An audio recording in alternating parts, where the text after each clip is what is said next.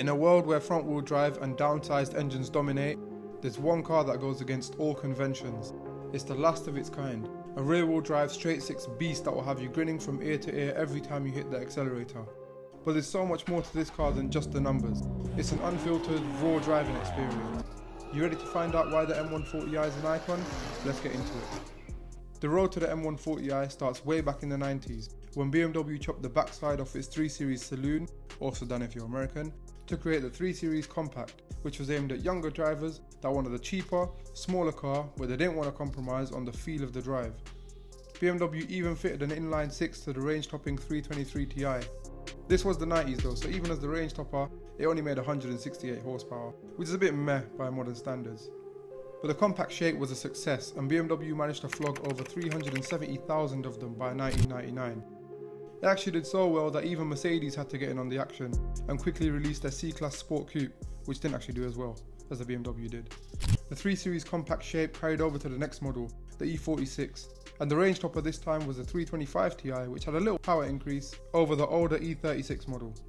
But the underlying desire for a faster BMW hatchback was obvious.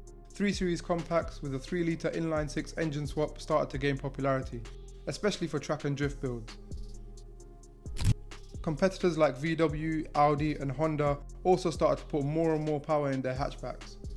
BMW saw these signs and they gave us a 1 Series hatchback in 2004, with a mental 3-litre inline 6 model joining in 2005, which was the 130i. Now the 130i was putting 261 horsepower to the rear wheels, absolutely unheard of for hot hatchbacks at the time. That power figure still puts it up there with a lot of the modern hot hatches of today. But the 130i wasn't wild enough for BMW. A few years later, the 135i was released, this time featuring a turbocharged inline 6, codenamed the N54 engine, making a mental 300 horsepower, again going only to the rear wheels. Now the 135i was only available in the coupe shape of the 1 Series, which some people are happy about because they think the hatchback is ugly. Personally, I think that most people that say the hatchback is ugly say it because Jeremy Clarkson or some other famous car guy said it, and they've just jumped on that bandwagon. The hatchback is actually really nice if you put some banging CSL wheels on it and a nice M Sport kit. It actually looks very clean. And we can't talk about that first gen of the 1 Series and not give a special mention to the BMW 1M Coupe. It's a stripped out version of the 135i and it was sold only as a manual, only in 2011, no automatic gearbox, and to be honest, I'm quite surprised it even had power steering.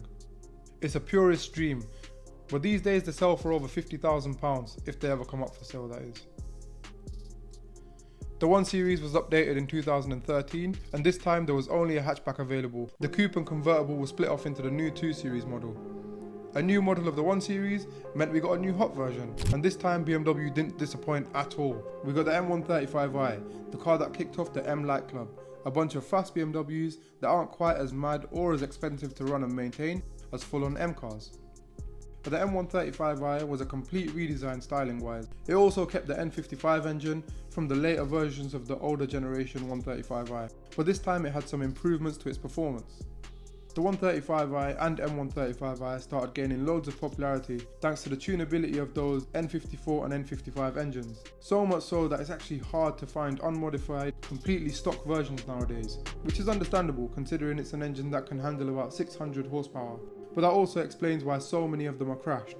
An underexperienced shit driver got too excited at a car meet and probably binned it. The M135i set a high bar, but BMW wasn't done yet. A few years later in 2016, they hit us with another huge update, another new 1 Series, which of course means a new hot version. This time, the BMW M140i.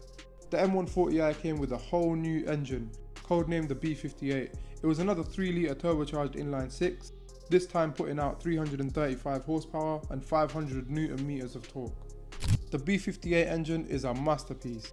It's not just about raw power, but it's about how that power is delivered. With a single twin-scroll turbocharger, direct fuel injection and variable valve timing, the B58 offers smooth, responsive power across the whole rev range. It's an engine that perfectly balances power and refinement. You don't actually have to rev the nuts off it just to get it to move. Now, the B58 has a closed deck engine design, instead of the open deck design of the previous N55 engine. Closed deck design blocks weigh much more and are considerably more expensive to produce because the space around the cylinders is solid metal with only a few holes for the coolant to pass through. But because all of that is solid metal, they're also way stronger. meaning they can handle shit tons more power. There's a reason why closed deck blocks are usually saved for performance or race engines. BMW tuners quickly realised this and they got to work, creating some absolute monsters with fully built engines, upgraded turbos, cooling systems, fueling systems, suspension and brakes, the whole lot. There are even a few floating about with over 1,000 horsepower. Think about how mad that is. A small hatchback with the power to match a Bugatti Veyron. While BMW didn't formally announce that this will be the last 3-litre rear-wheel drive hot hatch that they give us, the world was already moving towards smaller engines, so it was only a matter of time. The Golf R had already been downsized from a 3.2-litre V6 down to a 2-litre 6 years before the M140i was released. With that being said, the M140i is definitely in the history books as the last hot hatch with a 3-litre engine. Every other hot hatch out there has a 2.5-litre or smaller engine. In fact, the RS3 has a 2.5-litre 5-cylinder, the old Focus RS has a 2.3-litre, and aside from that, any other hot hatch that I can think of is a 2-litre or less. The M140i isn't just a nice engine on wheels, it's actually a true driver's car that delivers driving pleasure and a connected feel that's becoming rarer and rarer in modern cars.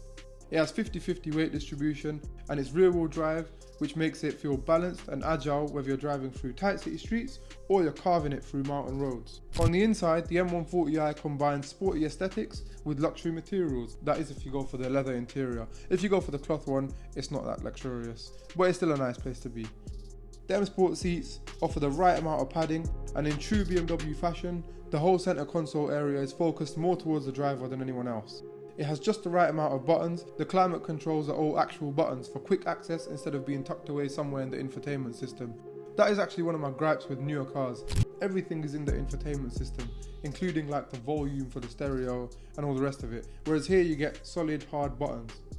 The M140i is a truly special car that marks the end of an era. It's the last rear-wheel drive 6-cylinder hatchback that we're going to get from BMW, and for sure it's a future classic.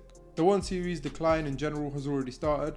The newer M135i, which was supposed to be the upgrade from the M140i, has been downgraded to a 2-litre turbo with less power, and its front-wheel drive and the silhouette of it makes it look a bit more like a Ford Focus than a BMW 1 Series. So for now, pick up a well-sorted M140i while you still can, because someday they're going to be worth 10 times more than whatever you bought it for. So there you have it, the BMW M140i. It's an icon in its own right. If you enjoyed this deep dive and you want to see more content like this, then subscribe to the channel. Until next time.